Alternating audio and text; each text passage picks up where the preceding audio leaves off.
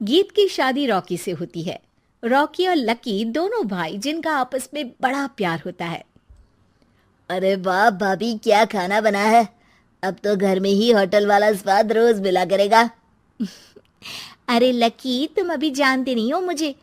तुम बस डिश का नाम बोलो, मैं तुम्हें इसी किचन में बनाकर खिलाऊंगी। चढ़ा रहा है तुम्हें ये, और तुम भी ना। गीत रॉकी के छोटे भाई को दोस्त की तरह मानती। वो रॉकी के साथ उसकी भी जरूरतों का ध्यान रखती। लकी, ये रहे तुम्हारे कपड़े, धोकर प्रेस करवा दिया है, अलमारी में सजा लो। अरे रख दो ना भाभी अलमारी में भी। हाँ हाँ, सब भाभी करेगी तो तू क्या करेगा। रहने दीजिए ना माँ जी, शादी हो जाएगी तो खुद ही सुधर जाएगा। अरे रहने दो यार, तुम दोनों मेरे कपड़े यहीं पे रख दो। एक कपड़े अलमारी में रखने को क्या बोल दिया, शुरू हो गई। एक दिन, रॉकी सुनिए ना, कल जल्दी आ जाना, मुझे मायके जाना है, या सुबह छोड़ दीजिए और शाम को लेकर आ जाना। अरे नहीं नहीं, कल तो बिल्कुल पॉसिबल नहीं है, कल मीटिंग है। तुम लकी के साथ चली जाओ ना, और उसे कह देना कि शाम को लेकर भी आ जाएगा। लकी भाभी को लेकर मायके जाता है, शाम को लेकर भी आता है। आते वक्त, लकी, तुम्हारे लिए मैंने एक लड़की देखी है, बहुत सुंदर है। अच्छा, क्या बात है भाभी, मुझे भी दिखा दो, और उससे भी पूछ लो कि मुझसे शादी करेगी ना। इतनी सुंदर होगी तो मुझसे क्यों शादी करेगी भाभी। अरे वाह, क्या बुराई है तुम में, इतने अच्छे हो दिखने में। हाँ, बस अपनी भैया से थोड़ा कम हो। हाँ भाभी, आपको तो भैया से अच्छा कोई लगता ही नहीं है। लकी, तुम्हारे भैया हैं ही लाखों में एक। रात में दोनों घर आते हैं, लेकिन थोड़ी ही देर में उनके घर रॉकी की मौत की खबर आती है। हे भगवान, ये क्या हो गया। मेरा बेटा मुझे वापस कर दो। सब मिलकर माँ और गीत को संभालते हैं। एक दिन, गीत बेटा, अब तो रॉकी रहा नहीं, तू देख ले अगर मायके जाना हो तो। गीत कुछ नहीं बोलती और कमरे में चली जाती है। एक दिन बुआ सास उन लोगों के घर आती है। अरे भाभी, किसकी नजर लग गई आप लोगों के घर में? मुझे तो लगता है कि इस लड़की के ही पैर ठीक नहीं है, तभी तो आते ही हमारे घर का चिराग खा गई।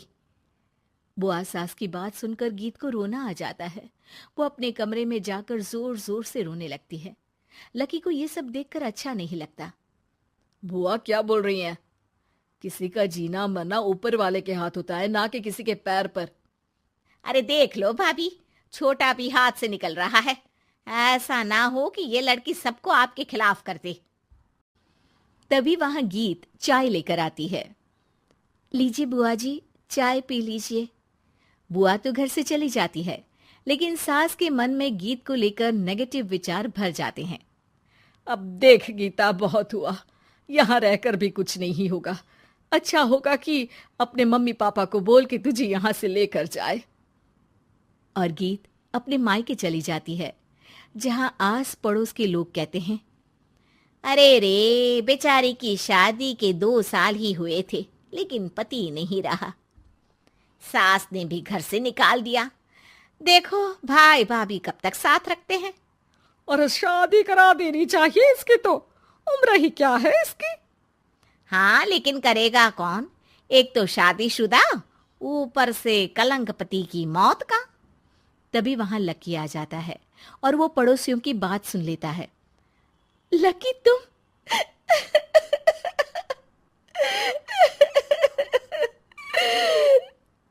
भाभी, ये जमाना आपको जीने नहीं देगा, लेकिन आप चिंता मत करना, मैं आपको आपके हिस्से की सारी खुशियां दूंगा। लीजिए, माँ ने आपका ये बैग भेजा है, इसमें आपके जरूरी सामान है जो वहीं रह गए थे। लकी देखता है कि गीत को ससुराल से लेकर मायके तक हर जगह सिर्फ ताने ही सुनने पड़ते हैं। वो सीधे अपनी माँ के पास जाता है। माँ, एक बात सुनो, ये कहाँ का न्याय है? एक लड़की जो छोटी सी उम्र में अपना पति खो चुकी है, वो अब दुनिया के ताने भी झेल रही है। यार, ये तो गलत है ना माँ। हमें भाभी का सपोर्ट करना चाहिए। क्या भैया होते तो भाभी को ऐसा देखकर दुखी नहीं होते? अरे देख लकी, ये समाज ऐसा ही है। और भैया होते तो गीत की ये हालत होती ही नहीं। बिना पति के औरत को तो ये सब झेलना ही पड़ता है। लेकिन कोई तो जरिया होगा ना माँ। भाभी भी हमारे परिवार का हिस्सा है, हम कुछ तो कर सकते हैं ना उनके लिए। हिस्सा है नहीं, हिस्सा थी। और अब तू ज्यादा ना भाभी भाभी करना बंद कर दे, समझा? कुछ दिन ऐसे ही बीतते हैं और एक दिन लकी देखता है कि गीत उसके ही कॉलेज में पढ़ने आई है। अरे भाभी, आप यहाँ कॉलेज में कैसे? लकी, मैंने पढ़ने का निर्णय लिया है। शादी के कारण मेरी पढ़ाई को बीच में ही रोक दिया गया था, पर अब जब कुछ नहीं बचा तो मैंने सोचा पढ़ाई में ही मन लगाऊं। अरे आपने बिल्कुल सही सोचा भाभी। किसी भी तरह की कोई भी जरूरत हो तो प्लीज बिना किसी हिचक के बताना, मैं हूं आपकी मदद के लिए। लेकिन कहते हैं ना, गीत की जिंदगी में सब कुछ बहुत दिनों के लिए ठीक नहीं रहा। और एक दिन क्लास में, अरे ये विधवा है, इसकी तो शादी हो चुकी है। क्या बात कर रहे हो? हमारे साथ तो बैठकर ऐसे पढ़ाई करती है जैसे बच्ची हो। अरे बच्ची नहीं, बहुत शातिर है ये। किसी को नहीं बताया कि ये शादीशुदा है, वरना हम इसे आंटी आंटी कहकर पुकारते ना। अरे अब तो पता चल गया ना, आंटी जी। Aunty aunty. फिर क्या, सभी गीत को आंटी बोलकर चिढ़ाने लगते हैं। गीत को रोना आ जाता है और वो क्लास के बाहर जाकर रोने लगती है। सामने से लकी आ जाता है।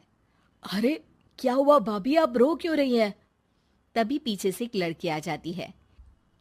हे हैंडसम, इस औरत से ना दूर रहना, इसके प्यार में मत पड़ जाना, क्योंकि ये शादीशुदा है। हमारे साथ झूठ बोलकर हम जैसी ही रह रही थी। हाँ तो क्या गलत है? सही उम्र में तुम्हारे माता पिता तुम्हारी पढ़ाई छुड़वा देते तो आज तुम भी शादीशुदा ही होती ना।